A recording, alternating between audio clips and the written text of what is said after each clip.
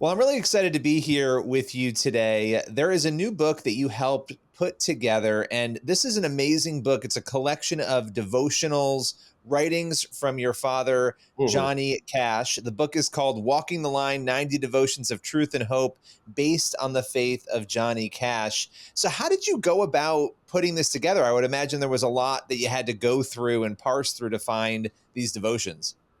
Well, there were some truly strong quotes that my father was historically known for, like either day, every day of your life, you can choose love or you choose hate. I choose love, and then other ones, but there were also he did an autobiography in the 1990s, and there were some interviews done for that autobiography in which he delved into his faith, and there were a lot of quotes within that are within this book that were from those interviews. So there's some things here that people have never seen before. My father's faith was defining of who he was. My dad fell short in many ways through his life, but he always went back to that faith.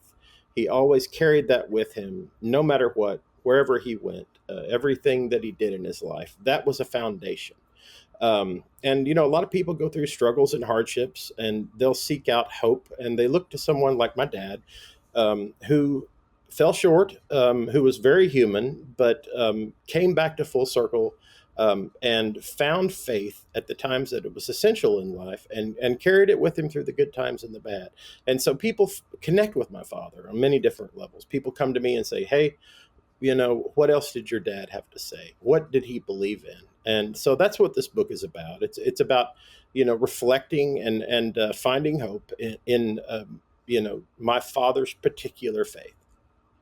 Well, and none of us are perfect, right? So this idea that we all fall short, and I love the idea that he came back consistently to his faith. I think that's something that everybody can relate to. Every Christian can relate to that. That we all go through struggles and we all make mistakes. But what's so interesting about your father and your mother? When I look at the faith of your dad, obviously music was the piece that connected so many people, right? And then you have this Mhm. faith piece. For Right. you, though, as the son of these two people who the world knew, what was your day to day like, with your parents? What did you learn from your dad? Well, my parents were very down to earth, regular people, and they truly were. And I mean, my father on stage, this larger than life figure and whatnot, that was a part of who he was.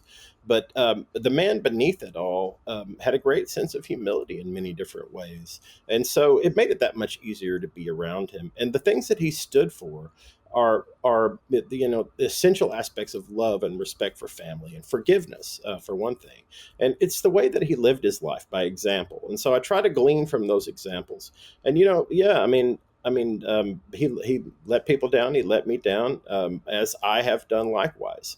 And but it's about coming back to full circle. It's about getting up in the morning and realizing that each day has its own new beginning. And this is a way to open and find scripture, and also to find a particular quote from my father that can help lead to that faith, or lead us back, back to the beginning, back to a new day in life.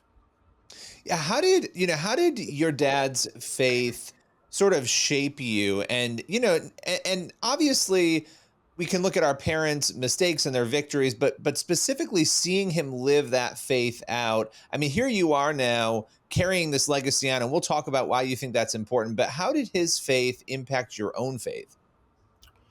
You know, um, it showed me that because he went through such struggle and hardship, and because physical, for one thing, he went through a lot of infirmity in the last part of his life.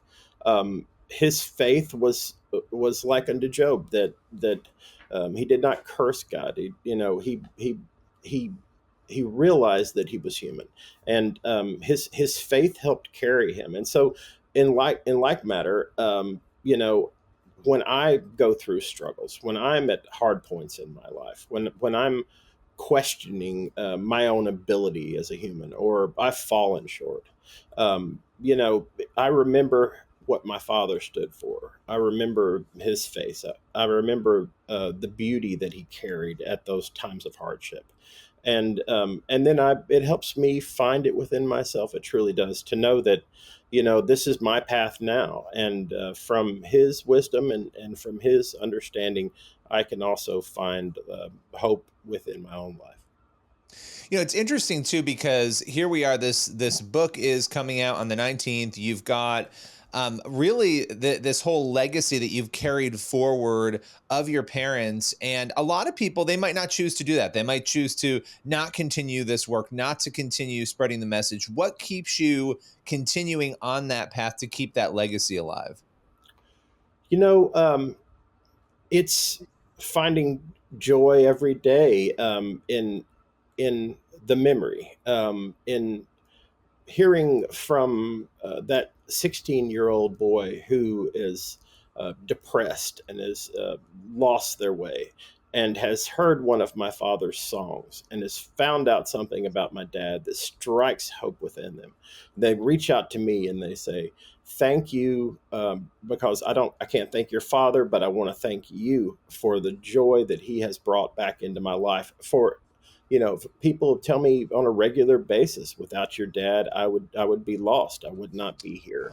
Wow. He saved me at times of trouble in my life, and so it's appreciation for that that helps me find the joy and gives me the fire beneath my feet to put together something like this book that can touch people that much deeply. If you could tell people, and we've talked about a number of things in this interview already about your dad and your mom, but if you could tell people one thing about them both that maybe they wouldn't know, or maybe they would be surprised by, what would you say? Well, I mean, my father had a great sense of humor, for one thing, and I don't think people are quite as aware of that. My dad would always rather laugh than he would have cried. My dad was an outdoorsman. My dad was not political. He was not right or left wing. If he supported someone who was in office or was running for office, it was because he believed in them as a human being.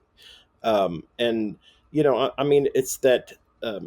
Yes, he was for every man, but he stood behind people, and I mean, he could get up on stage with Billy Graham, and Billy would realize that Dad was help leading people to him, because he was had great music and he had a great spirit. But my father, at the same time, he was, even though he was this larger than life figure and this entertainer and whatnot, he was a very simple person, and he always held true to those simple values. And so, I mean, look more deeply at my father's life, and it's like an onion. You keep peeling away, and there's more to be found underneath. As you were, polling, we talked about this a little bit at the start, but I wanted to kind of go back to the effect on you emotionally as you were going through the writings, looking through, walking the line together, putting this book together. What was that like for you emotionally? Well, I mean, uh, in various aspects, when I've looked at my father's works, when I've looked at his writings, I am brought back in contact with him, because he had such a personality within his written word that I recall who he was. It's almost as if I'm back in the room with him again. And there's so much to be found that there's always something new there that I'm discovering. And I'm reminded of his voice. I'm reminded of it's as if he's there to comfort me in many different ways when I look through his old writings. My last question for you, just as people pick this devotional up, as they read through it and they complete it, what are you hoping they're left thinking and feeling? A kinship, a friendship, you know, um, um, with my father. And then in the end, hope and a reason to love, a reason to forgive. And that's one thing. Dad always said, forgive as far as east to west. And so I hope people can learn to live a more Christian life and realize that it doesn't matter that we fall short. I hope that people are reminded of their own individual salvation. And reminded that it does not go away, that once we are saved, we are already saved, and we will always be saved, and it cannot be taken away. Well, listen, thank you so much for joining us today. The book is Walking the Line, 90 Devotions of Truth and Hope, based on the faith of Johnny Cash. Appreciate your time today. Yes, great talking to you. Thank you.